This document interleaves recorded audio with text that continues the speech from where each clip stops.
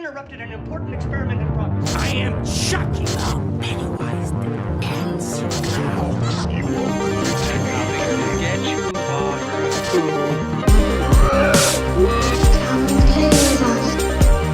I want to play a game.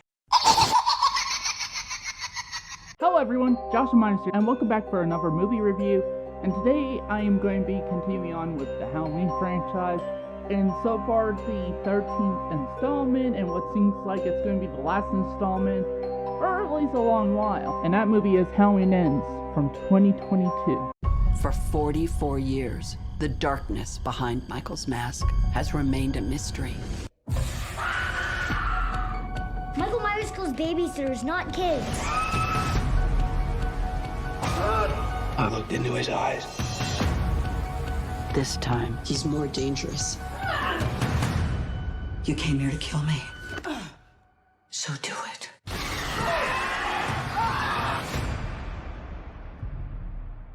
Halloween Ends stars Jamie Lee Curtis, Andy Matichak, Rohan Campbell, James Jude Courtney, and is directed by David Gordon Green. The plot of Halloween Ends is that 4 years after the events of 2018, Laurie Strode is living with her granddaughter Allison and is in the process of finishing her memoir. Michael Myers hasn't been seen since that night, and Laurie, after allowing the specter of Michael to determine and drive her reality for decades, has decided to liberate herself from fear and rage and embrace life.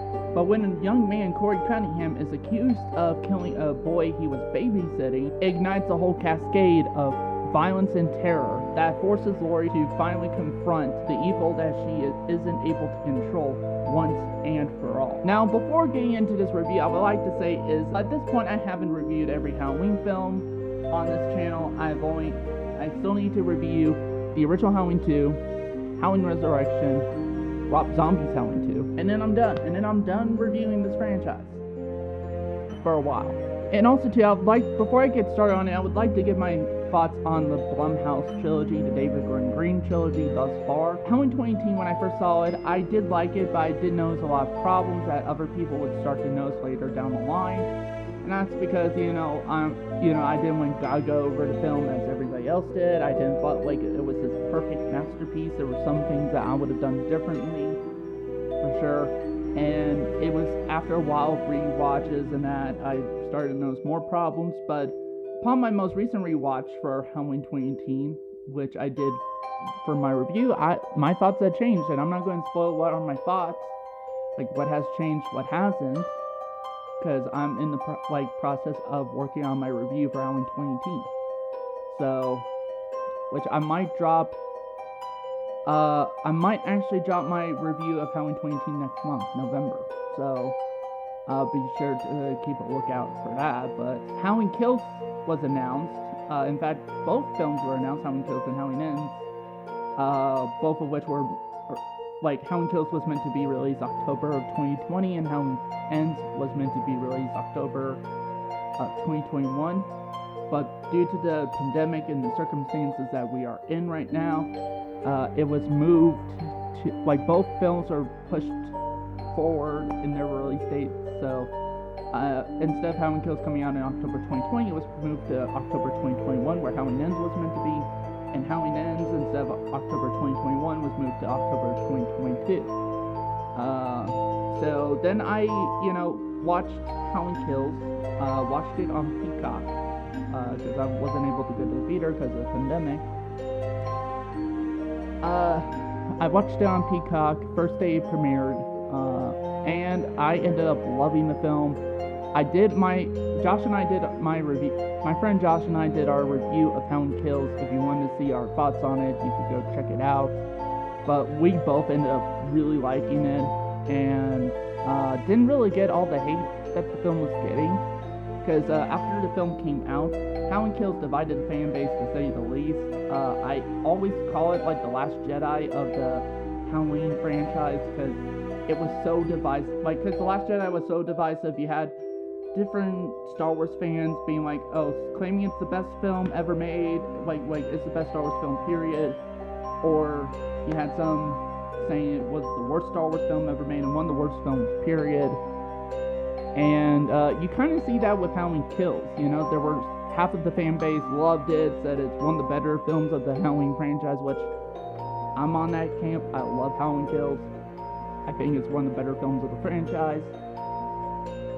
And then you had other people which I've talked to about some people on this channel, but who just absolutely despise this movie, think it is like the worst film of the franchise. I've even heard people go as far as saying it was even worse than Halloween 5, Halloween Resurrection, or Rob Zombie's Halloween 2, which I think that's a bit of a stretch, because for me, even if I didn't like Halloween Kills, I would not dare to say it was worse than Halloween 5 or Halloween Resurrection. So, yeah. So it was divisive to say the least, and I've seen this discourse where people are like, oh, if you like Halloween Kills, you're not a true Halloween fan, and I'm like, just go fuck off, like, who are you, like, honestly, you're no better than the Star Wars fans who are like, oh, if you like the sequel trilogy, you're not a real Star Wars fan, and I'm like, okay, who gave you that position to say otherwise? Did George Lucas himself personally be like,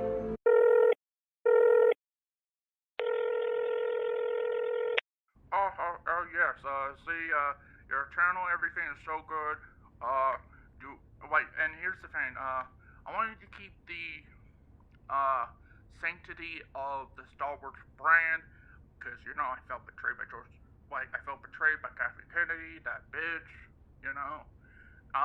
so, yeah, if there's people out there who like the sequel trilogy, or, let's be honest, anything that Disney's done with Star Wars, just tell them to fuck off and say that you're not a real Star Wars fan and you're not welcome into the Star Wars fandom, okay? I'm handing over that job to you. like, seriously, did George Lucas personally came to them? And, I doubt it. Just like how I doubt John Carpenter did the same thing with these people. It's like, what?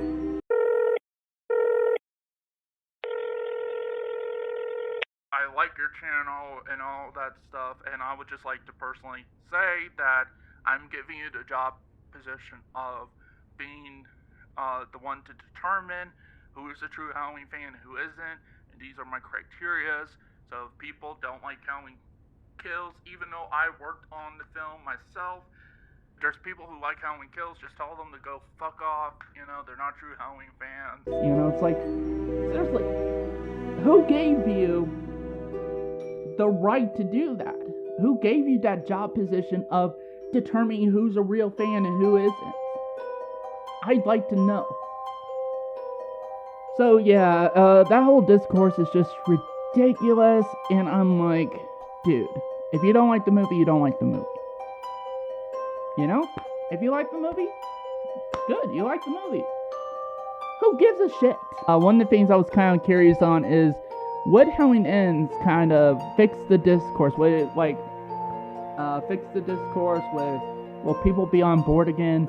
And I started seeing reviews for Halloween Ends dropping before, and most of them are negative reviews, actually. And most of them are going to say this is going to be divisive, even probably more divisive than Halloween Kills was. And you know what, that kind of made me want to watch the movie even more, so I went and watched it on Peacock last night, as soon as it dropped, and here are my thoughts. Now, starting off with my general thoughts, here's the thing. One of the things I've been hearing is that if you're a die-hard Halloween fan, then you wouldn't like this film, but here's the thing for you guys. First of all, I'm a die-hard Halloween fan. I mean, look at the hat, look at the poster. I got, honestly, most of my masks are Michael Myers masks. I think 4 of them are. I got the NECA Halloween Kills figure. Let's see anything else. I got all the Halloween films on DVD or Blu-ray. I'm like full box set, which kind of sucks. But I did have the Scream Factory box set. So yeah, I am. Also have the Taking Shape book. The first Taking Shape book. I have the Halloween Kills vinyl soundtrack. I have the Halloween 2018 soundtrack. I would love to get the soundtracks to all the other films, personally. So, yeah. Know that, too, when I was 16 years old, I tweeted to John Carpenter. Because I'm I was a budding filmmaker. I still am a filmmaker. And I told him that I essentially told him that I respected him a great deal. You know, he's one of my filmmaker idols. And I told him I hope to be as good as him someday. And then he replied saying, Joshua, thank you, good luck to you. So yeah, I am a big Halloween fan. I love this franchise. I have criticized this franchise before, so I'm not like a Halloween shill, you know? I have criticized this franchise before. I hate films like Halloween 5. I hate films like Halloween 6, even though there are some good things in Halloween 6, in both cuts. You know, I hate films like the first Rob Zombie's Halloween. Even again, there's some good things in there. I even don't like the original Halloween 2, which is a fan favorite. So I'm not like a Halloween chill where I'm just going to give positive reviews to every single Halloween film in the franchise. No, I'm not.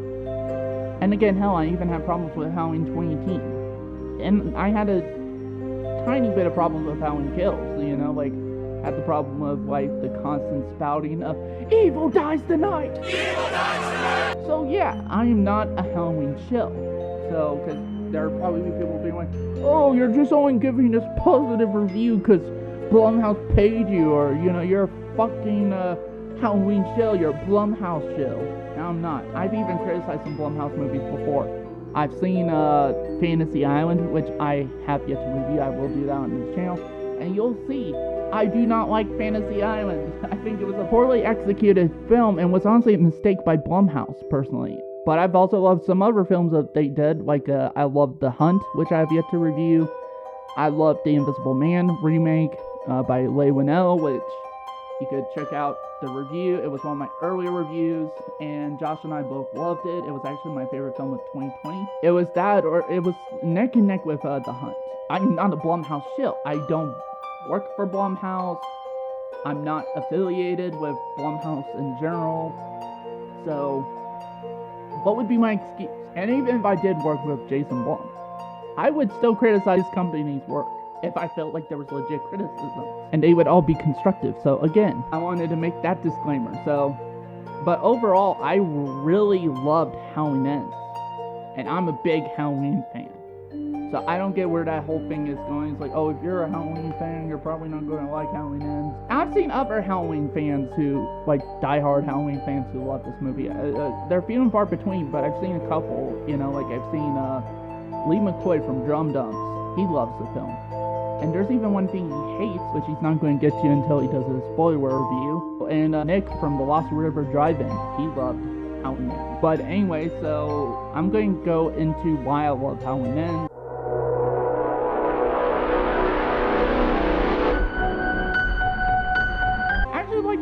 Here. I really do. Honestly, I think out of the 3 films, this might be the best plot out of the entire Blumhouse trilogy, the David Gordon Green trilogy, whatever you want to call it. You know, it's rather engaging. There's a lot of mystery in there. While sure it is kind of predictable, you don't know how it's going to be executed. And I think it executes the premise rather well. I also like how different it is. I mean, it's different from Halloween 2018 and Halloween Kills. Honestly, it's one of the more different films of the franchise.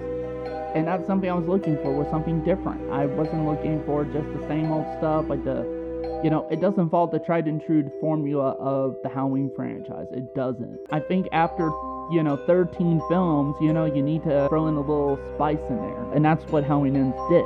It threw a lot of spice in there, threw in a lot of intrigue. I was engaged from the opening of the film all the way to the end of the film. Also too, I dug the characters in this. Let's talk about Allison, played by Andy Matichek, or Andy Matichek, whoever, like, I don't know how to really pronounce her name. I've been pronouncing it as Andy Matichek, but I've heard people pronounce it as Andy Matichek. I don't know. But honestly, this is probably my favorite performance of Andy Matichek in this new trilogy, because she's given a lot more to do than she did in Halloween 2018. Well, especially in Halloween 2018, she's given even more than what she was offered in Halloween Kills. In fact, this movie is really focuses more on her than Laurie does, you know? But even then, it still focuses on Laurie, which, let's talk about that.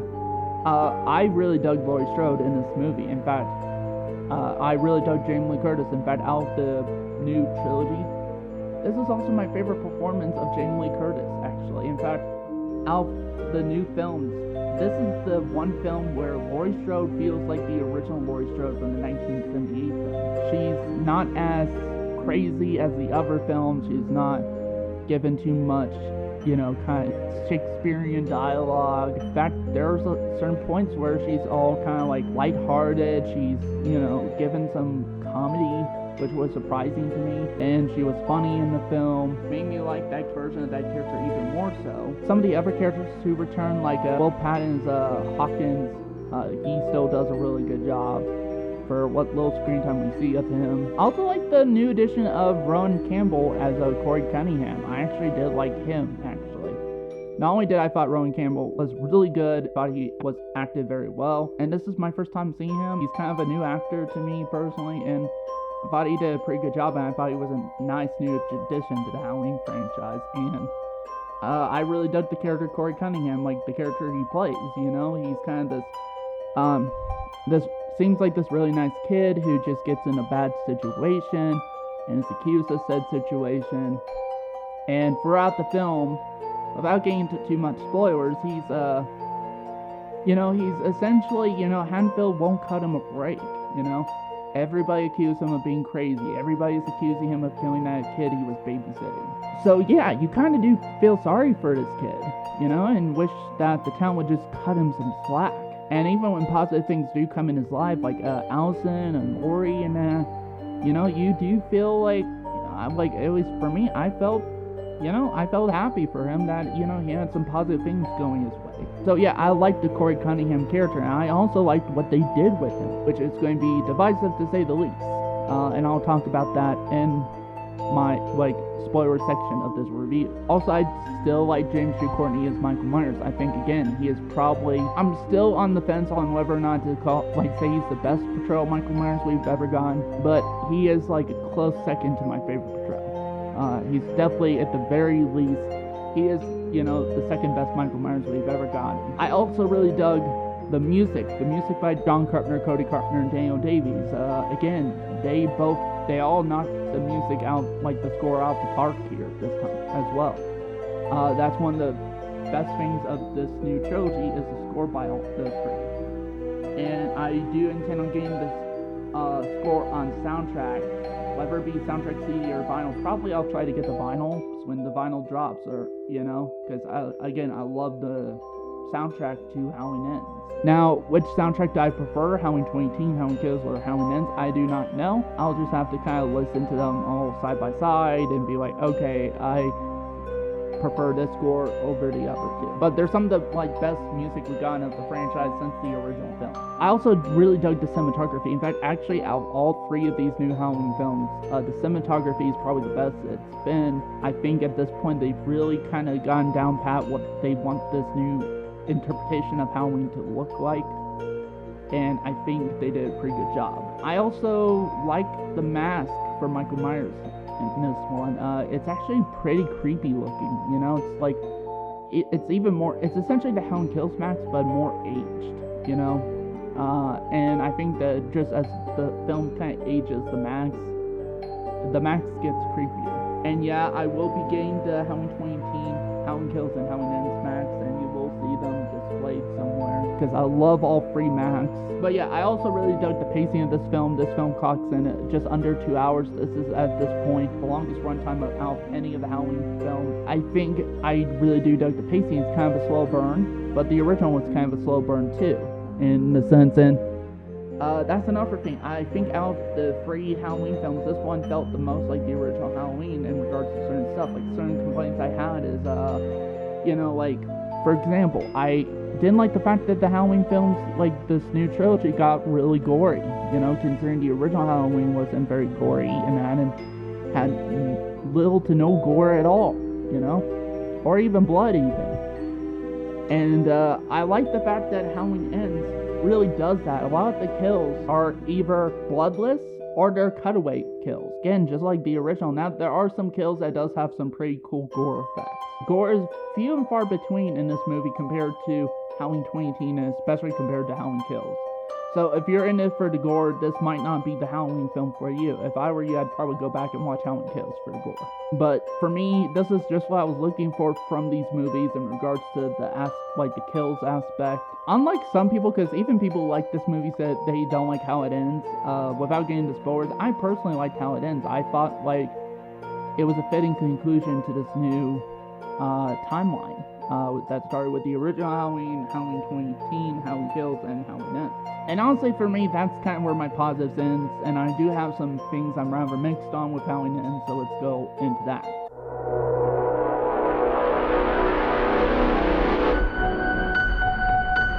Again, without giving too much spoilers, the most I would describe this film is, honestly for me, I just wish we could have gotten more of James Hugh Courtney as Michael Myers, because he's barely in the film.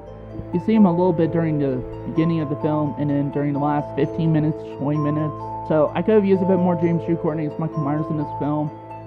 There's certain shots in the film, like certain sequences, of which I'll get to in my spoiler section of this review, where there's certain scenes where it actually just looks like there are certain sequences in this film that just kind of like unintentionally funny, and there's this one sequence in specific involving Michael Myers that honestly I just kind of laughed at. And again, without getting into spoilers, I'll discuss all that in my spoiler section. So, and honestly for me, another thing I'm kind of mixed on is that I kind of wished there was more focus on Laurie mourning the loss of her daughter, because spoilers for Halloween Kills, at the end of Halloween Kills, Michael Myers kills Laurie's daughter Karen, played by Judy Greer. And we get a bit of that from Laurie, we get a bit of that from Allison, you know, just having lost her mother and father.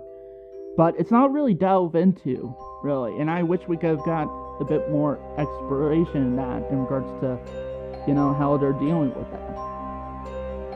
But that's a bit of a nitpick.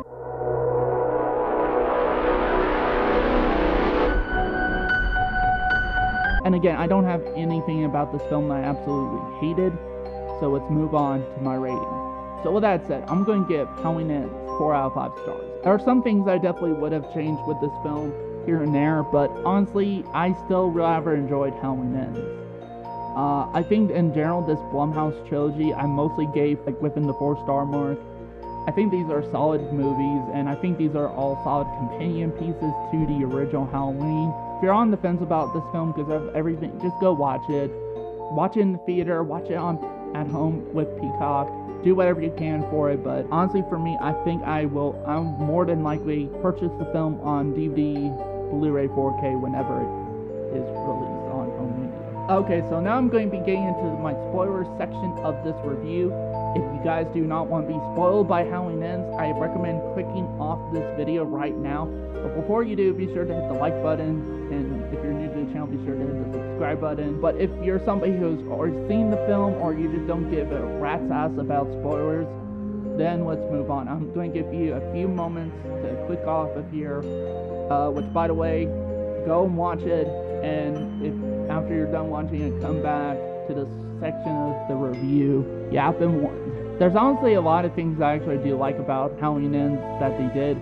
First of all, I really dug the opening title sequence that they choose to do, which is very much first of all, the font, because I did a video a while back talking it was a Graveyard Shift podcast episode, asking the question on what font will they use for the opening title sequence. Okay, so the Halloween 2018 font used during the title sequence of that film was the same font as the original Halloween. Halloween Kills title font was the same font used during the title sequence of Halloween 2 from 1981. So the ones I was thinking of they would probably more than likely use is either the font used during the title sequence of Halloween 3 Season of the Witch, or just, since that film didn't have Michael Myers, maybe they would have used the title font for Halloween 4, but too much of a surprise, but they ended up using the title font for a very similar one to Halloween 3 Season of the Witch, and I really dug that. I also dug how they did because they still kept the jack-o'-lantern opening, but they did something different. It's stop motion, and it's like as the jack-o'-lantern zooms into the camera, it kind of bursts open into a new jack-o'-lantern, and it keeps on doing that until it eventually splits open, kind of like the jack-o'-lantern in the original Halloween 2, and zooms in. There's no stall, but just zooms in, and you see all the kind of pumpkin strings and everything like that. Really dug that. I also really dug the opening sequence too, actually, where Corey Cunningham is babysitting that kid, and it was really like a holy shit type of moment. The film literally starts off with a brutal death of a kid. Like, the kid was like probably like 10 years old, maybe younger, and it was something I wasn't expecting, and man, it was brutal as all hell. And you're like, holy shit, where does this film going to go to? And yeah, and I also really dug some of the relationships in this film, like the relationship between Corey and Allison, which Corey ends up becoming the new boyfriend to Allison, you know, and I did like their relationship. I also like the kind of like, you know, because Laurie kind of takes them under as kind of like a mother figure to Corey, and I like their relationship, you know, this kind of mother-son type of relationship. I thought it was very sweet. Again, one of the things that Danny McBride has done really good is, you know, showcasing, you know, the relationships of all these characters, and, you know, trying to make these characters seem like real people, like people you would probably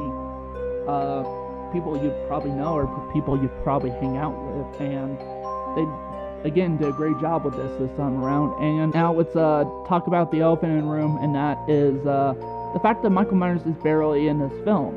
He appears some portions during the opening of, like, during the beginning of the film, and then he's like probably there during the last 15-20 minutes of the film.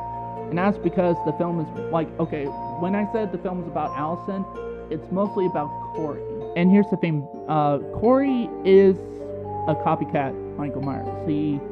And the reason for that is because, like I mentioned before, he is accused of killing the kid he was babysitting, and that took place on like 1 year after the events of Halloween 2018 and Halloween Kills. So it took place during 2019 when that incident happened.